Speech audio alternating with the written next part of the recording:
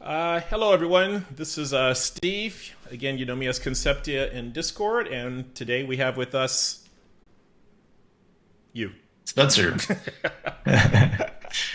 also known as Rage Quit on Discord, and Time Paste is my business. And yes, I think we all know who Spencer and Rage Quit is because we see him all over the place, jumping from question to question, tutorial to tutorial. So he's awesome. Today, what we're going to do is we're going to pick up where we left off in the CRM app, and stop it. What we're going to talk about today comes from this question here from Doompa Loompa, if we're pronouncing that correctly. So I often use building a CRM as a way to learn a new no-code or low-code software as it shows how to work with data and CRUD. So we're going to do just that. We're going to show not the C part, but how to update a user, and then we will do a create and maybe create another video and maybe delete today, depending on time permitting. Just a quick demo of what it looks like, what Spencer's going to be demoing here or building here in a minute. You click on a user, let's say Bob, and click the edit button. When I click the edit button, you'll look and you'll see that this box will change ever so slightly. So I don't know if you can tell, but it basically became black. And then so we can come here and change the name to Barbara, for example, Barbara Smith. Maybe we got that wrong. Hit save, and then you see here it updated in the table as well. All right, and that's what Spencer's going to be walking us through today. All right, with that, take it away, Spencer. All right, so the first thing we want to do is to show this detail pane only when the user clicks on a row of the data table. So I'll copy the code of this vertical list, and then over here in the data table, I click on that and go to Actions and edit the onClick data table row action. We can add a show element function there, this one in fact, and we'll just choose the detail section from the scope. It's an element actually, so not from the scope, it's the detail section vertical list. And then back on the template itself, we want to hide the vertical list, that's the detail section, by default. So let's make that hidden. Okay, so just to prove what that looks like, if I run the page, it's hidden by default, and then when we click on a user, it shows up and shows the user's details. Nice. Okay, so first, what we'll tackle is the U in CRUD for update. And to do this, we need to modify the edit button. I actually, ironically, have to show this again just to go back in and edit this, but we have our edit button here. And when I click on that, we need to add an action for this edit button. And we'll give it a descriptive name, like edit profile.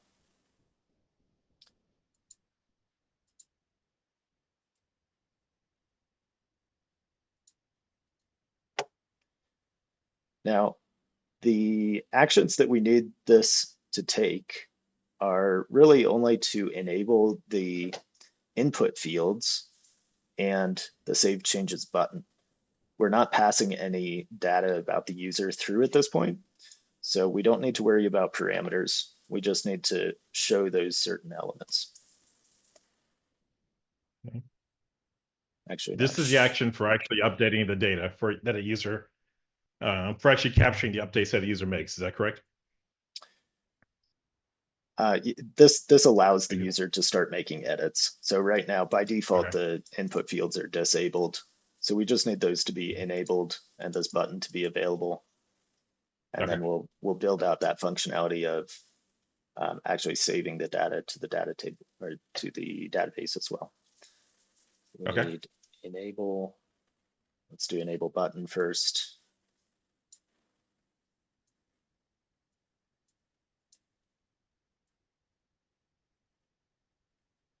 And once it loads here, we'll choose the Save Changes button. Here it is, Save Changes button. So we want to enable that button. We want to enable input fields here. And there's a couple input fields and I think one text field in this, the way that we built it. So it loads all our elements. So yes, there's a name and a country input field.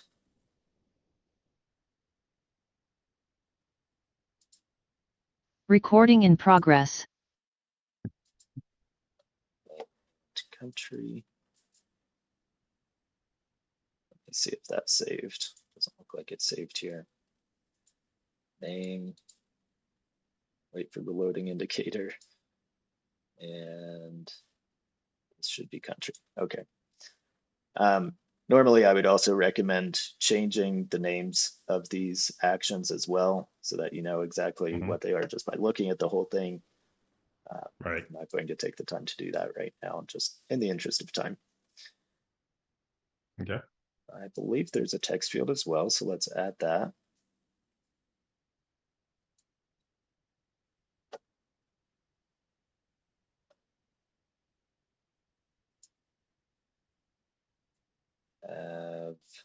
Lead source is one of the text fields. And then there's also a drop down, which actually corresponds to the user's status. We don't actually have that built into the data format right now, so we probably won't do anything with it, but just so that it appears like we could, we'll go ahead and enable that one as well. All right, so that enables all of the fields that we need. That should be everything we need to do in the edit profile button. I'll refresh the screen and let's take a look at what that looks like. Of course, I forgot to hide this, so that's why it's showing up again right now. But when we click on edit item, before I click on it, rather, you can see I can't edit anything in this name field. Once I click on it, it's enabled this field and I can type in there. Similarly with the country, lead source, and this dropdown, those are now available. So now we just need to build out this Save Changes button to do the actual update. And I will close the Edit Profile action. Let's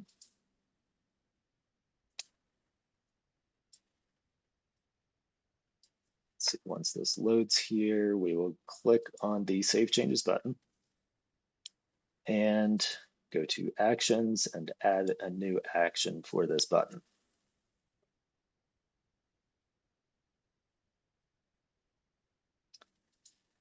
Edit that action that was created. And we will give this a name because we never want to leave it as unnamed action. This is Save Profile Changes.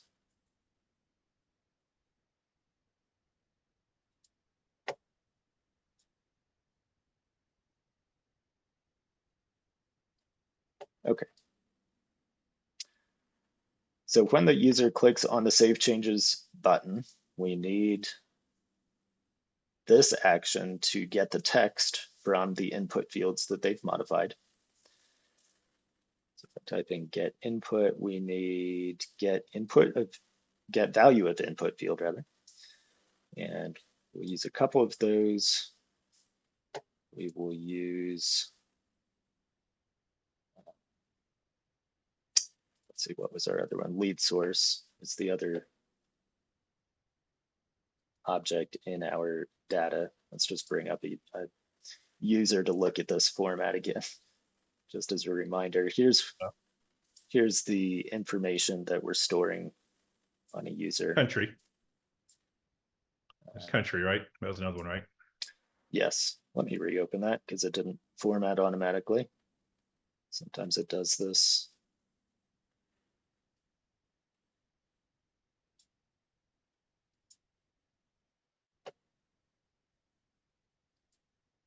Okay, here we go. So first, just switch back. Well, okay, I guess we'll look at it this way. It wants us to look at it this way. Okay. We've got first name, last name, profile image, country, gender, lead source. Yeah, is that it? Oh, We we've are no got a longer in couple. charge. We bend to the will of the computer. If it tells us to look at it in linear form, that's what we do. Right. Okay, so that's what the data looks like anyway. Getting off track here. Back to the action. Um, we need to get the value of the input field. This input field, let's attach it and then we can see what we can hook it up to.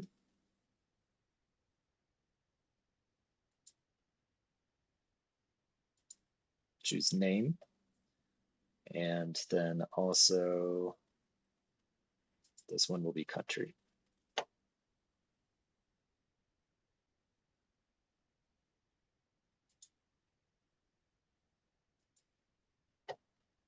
And we need to give these variables names as well. So I'll just call this new country. Okay. Because this is the value that whoever's using this CRM is inputting. New name. One problem actually is that we have this input field displaying the full name of the user, but Right. we want to store the data as first name and last name. So Oh, okay. what I would actually recommend is redoing the form to display first name and last name Separate. separately as structured data. Yeah. But in this case, I think we're just going to build a Yeah, we're fine. technical workaround in which is a little bit more complex, but it works either I way, think I guess is my point. the combination, the full name could be showed at like as a header in the UI for for the record. But yeah, I agree. Down below, we should probably separate those out at some point. Okay. We also had lead source. Want to get the text, get the value of a text field.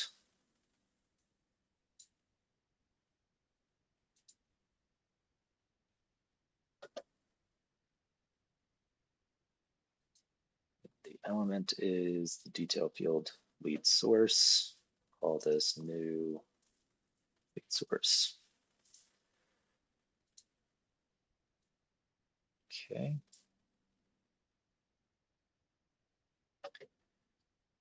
So now that we're pulling in all of the, well, not all, but most of the information that we need for this form, now we need to save it back to the data item.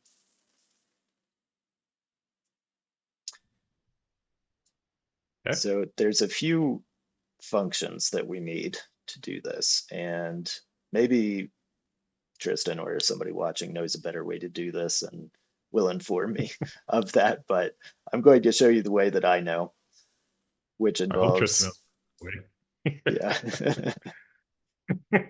updating the Not data we're all body. doomed. Okay. This, as you see here, it says this will not save the updates to your NoCode-X database. Use update data for this. So we also need, where is update data? I guess Top one, first one. yeah, it's this one, updated data record. So that'll be the last one. That actually updates that information. And I'm going to drag these down a little bit farther because we have some other pieces to put in there. So you definitely need both. You update the body first, and then that body gets updated. The data record for that gets updated in the database. Right. Is that right? But You have to have both. Okay. we're going to take a couple extra steps in here too. Okay. Validate the data or something. We need me think here. Update. We might need this update an object as well. Overriding values, yeah, we need this one. And so that'll go in above updating the data body. And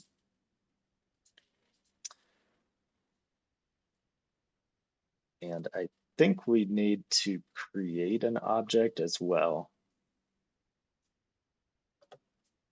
So again, this is a little bit convoluted, but this is what I've found works. I'm sure there's a better way that I'll be informed of later, and I'll note that somewhere.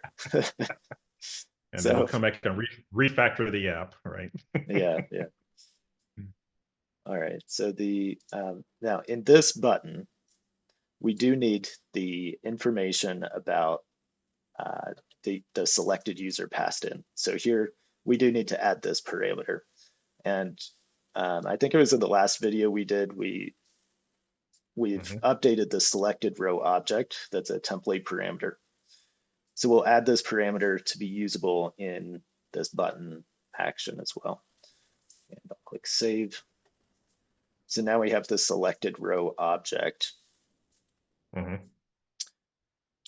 don't need to change, but just as a reminder for me, that selected row as an object, was that a data format? Is that what that was? Oh no, sorry, those are two different things right there. It's essentially all of the information that's stored within the data table row. Okay.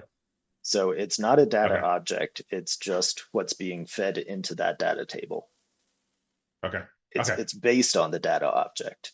Yeah. But so the row object contains the ID as a hidden column right now. We did that in the last video and then didn't use it for anything, but we're going to use it now. That ID is very important because now with the ID, we can do a search a data record. And let's add some more things in here. So let me put that in the middle here. Kind of built this backwards, but hopefully you all can follow that. Select the data format as user, and the filter, go to the list and add a filter. Here's where we need to filter by ID.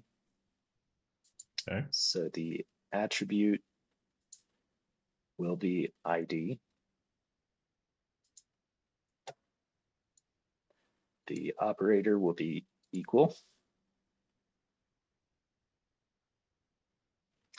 And the value is from that selected row object, which should contain ID. And I'm not seeing it here.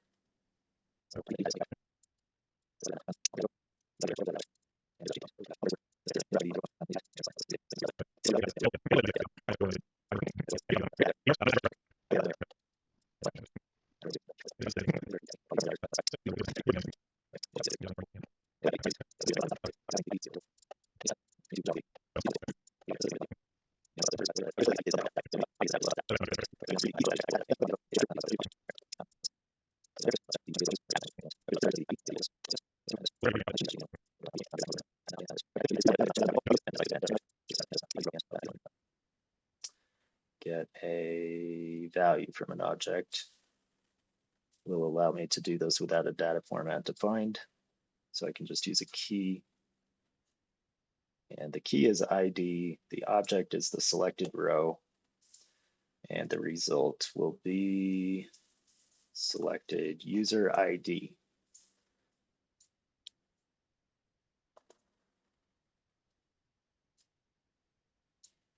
Now for testing, use our handy write it to application log function. Where would we be without that? Find the variable that I just created. What was it called?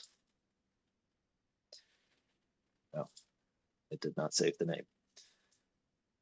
Selected user ID. Copy that and then click so that it saves. So that's something in this platform. If you move too fast, it might not save.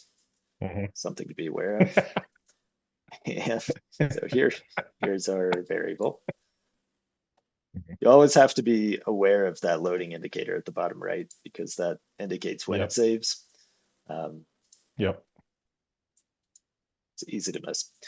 Okay, so selected user ID. This should just write the user ID out to the log when we click on the save button. Choose a user, go to edit the user to enabler button, click save changes, and we should see in the log the user ID, which we do now. All right, so that's what we needed. I forgot that we could do it that way, but that's what we needed to do. All right, so we're going to move this right in here. Give ourselves a little bit more room to connect that to this one.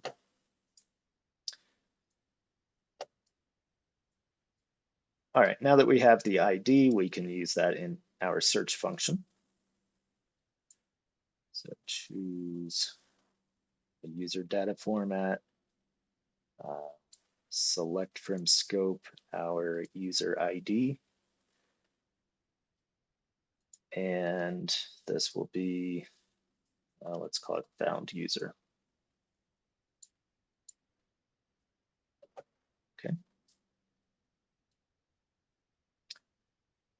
So here we'll connect this chain of events, and create an object is going to use the payload from this data record that was found in the previous action, or sorry, function. Get those confused all the time. I know. That's fair. Then we will do, let's call this modified object, I guess. Because what we're essentially doing here is creating a copy of this payload object so that we can update it. So here with the existing object on the update an object function, we will choose modified object. Overwriting values, here's where we define what we want to change in that object. In this case, we are changing the name and the country and the lead source. Let's just modify the country for now. Yeah. Yep. And we will use the new country string. In fact, I would say that once you get this working, let's go, because we're coming up on time. Let's go do a very quick kind of review of what you just did. High level overview again, because of the two actions, I think. Sure. I got lost in the weeds for a little bit there. All right, async can remain false. Data is the found user data. Can you explain? I know async stands for asynchronous, but can you explain what it's saying in this context? Like what does this setting do? I can't really. Okay, all right. I haven't played around with this one too much, so I'm assuming it just doesn't require waiting. Okay, yeah. That it processes it asynchronously, but don't really know the impact. Yeah, I'm wondering if it's more of a go ahead, continue, please. Okay. So we are updating the data record, and when we save everything, what we should do is, again, disable all of those input fields and text fields and the button. That'll be our indicator that this worked. So connect these. Can you do me a favor? Yes. Here's what's done. Can you drop a simple control? Is there a disable simple control option anywhere? Let's see. Just wondering. I don't see that. Okay. I was wondering if there was like any sort of container that could be used to, disable the container and disable that, which will disable all the child elements. Yeah. Just curious. Okay. I've searched for disable here on the left, so Yeah. just what shows up There. Okay. All right, so we'll disable the country field, we'll disable the name field. And connect this last function or disable button. Save changes button. Just use both words for either one. There's a little bit more there. We should disable the drop down, but just the time. Okay, let's see. I'll skip the rest. And yes, let's hope that this works. So if I click on Alice Johnson, hit the edit button, and let's just change the country to New Zealand and hit save. Now, we don't see it updating the table because we didn't build that into the function. Okay. So all this should do at this point is have updated the data item. Let's go into Alice Johnson, and we do not see that updated. Let's check the log, see if we got any errors. Trying to update the body of an existing data, but no data provided. I'm guessing something didn't save as I was going through it.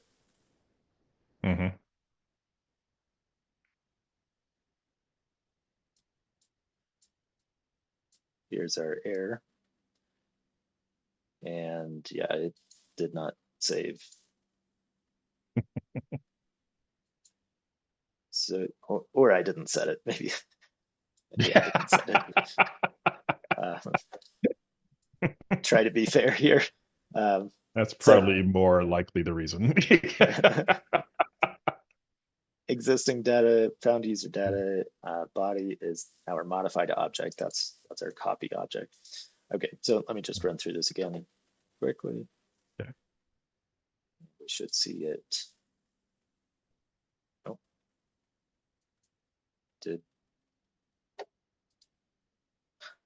oh, okay. There's one other possibility here. I didn't hit refresh data. All of this data is cached. There it is. New Zealand. Yeah, this is just another quick tip. Important to hit refresh data because what you see might not be actually the latest. Yeah. So it looks like it actually did work. Yeah. It updated the country. So that's our update. Right. Hey, real quick, can you go back to that? I'm just curious. So you have the country, New Zealand, and then the very bottom, the last row, you have some sort of identifier in New Zealand. Can you say what's the difference between those two? Right. I don't know why it does this. And this might have something to do with the way that I'm creating the objects and updating the data. But in my opinion, it should not show these. These should not be here. Okay. And it should look like this. Okay. But for some reason, when doing the update data, it's adding these extra parameters. Okay. All right. No harm. I'm just curious. Yeah, just what it was. That's all. Yeah. Okay. So real quick, you created 2 actions. Is that correct? Yes. We created the edit button action and the save changes button. Okay. And then the edit button, when you click on that, it takes the ID. If you wouldn't mind, just, you don't necessarily go through function by function, but just at a high level, tell me how you're doing it again. You get the edit row. Sorry, you click on a row in a data table, and then what happens? Yeah. Select a user by clicking a row in the data table. then click the edit button, which calls this action, which just enables those fields that we need to modify and also enables the button to save the changes. Clicking save profile or save changes. We'll call this save profile changes button action. And that's what retrieves the values from each of the input fields that were modified. And then we go through this long process of creating the object, which creates a duplicate of the payload object from the data or database, I guess we could say. Then it modifies that copied object. Here we're just doing country. Then we update the data body with that modified object. And then finally this updated data record, which is actually what updates the data. It's a rather confusing process. I think there's potential for this to be simplified. Yeah, I'm sure there is. But then one more thing, how did you get the ID to create the object again for everyone? Okay, like so the ID is passed into the data table row because we have the column defined on the data table. So that's the first important point. And then on click of the data table row, it's loading all of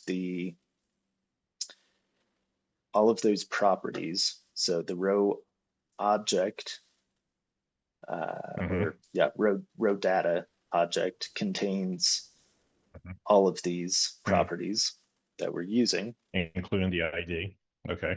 And then we have this action here that sets the value of the template parameter to the row data object. And that's what dynamically allows us to use that selected user in our other functions. Gotcha. Okay, cool. All right. So why don't we leave this one there? We talked about, editing a user contact or profile, and then of course saving it. And then in our next video, we'll talk about deleting.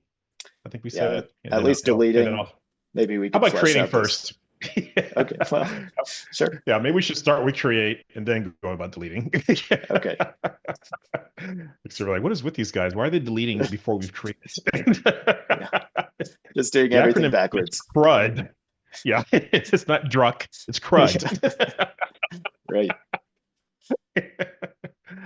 All right. Well, cool. Well, thanks very much for that walkthrough. And for whoever's watching this, again, thanks, Doompa Loompa. That's fun to say, for that question.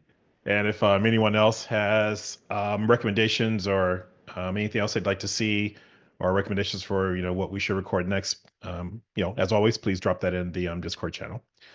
Thank you all very much. Thanks again, Spencer. Thank you, Steve.